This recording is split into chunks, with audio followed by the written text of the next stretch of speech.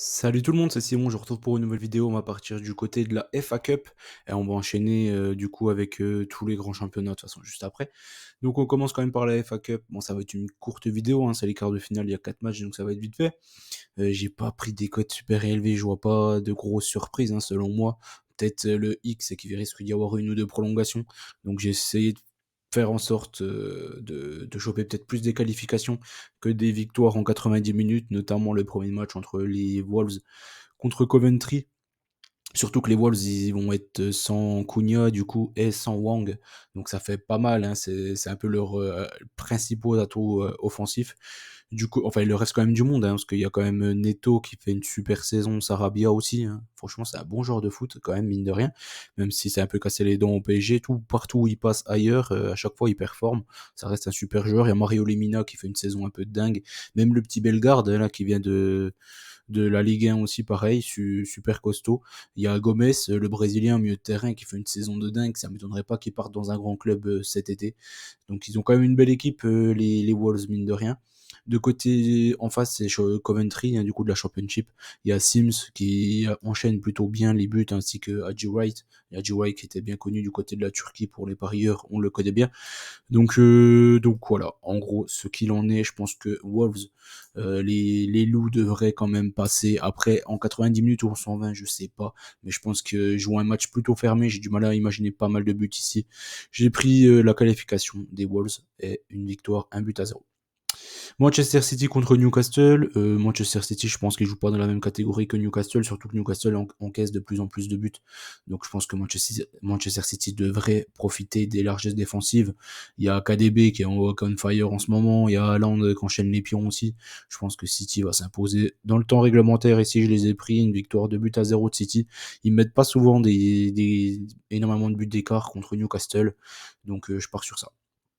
Chelsea contre Leicester ensuite. Là, je me méfie que d'un seul score, c'est le 1 but partout, donc vous savez très bien ce que je vais prendre. C'est un peu le bet évident selon moi sur ce match-là. C'est le 1x et over 1,5. J'ai hésité avec le BTTS. Après, Leicester, il n'y a pas non plus. Ils ont une belle équipe pour la Championship, mais pour la Première Ligue, je pense pas. Je pense qu'ils redescendront directement s'ils font pas un gros recrutement. Ils sont quand même vieillissants, notamment Vardy, hein. Je sais pas, il a quel âge maintenant, mais ça fait un petit peu longtemps qu'on le voit. Donc voilà, je pense que Chelsea devrait passer ce tour-là. Après, en 90 minutes ou pas, je ne sais pas. La cote en 90 minutes, elle était déjà faible, donc je peux pas prendre la qualification ici. Donc j'ai pris le 1x over 1,5, ça permet de prendre la chance double et l'over de but. De toute façon, avec Chelsea, en général, il y a souvent énormément de buts ces derniers temps. On finit par Manu contre Liverpool. Je pense que c'est pareil. Là, il y a deux clubs qui boxent pas du tout dans la même catégorie. Ici, Manchester United, ils jouent pour les places qualificatives dans la Ligue des Champions. Mais est-ce qu'ils ont vraiment le niveau pour ça? Personnellement, je ne le pense pas. Ils ont pas de très très bons joueurs. Je pense que Liverpool, ils viennent de retrouver pas mal de joueurs ces dernières semaines-là, notamment Mo Salah. Il y a Szoboszlai aussi qui est de retour. Je pense qu'ils ont quand même pas mal de retours. Il y a Endo qui a fait un gros match contre City.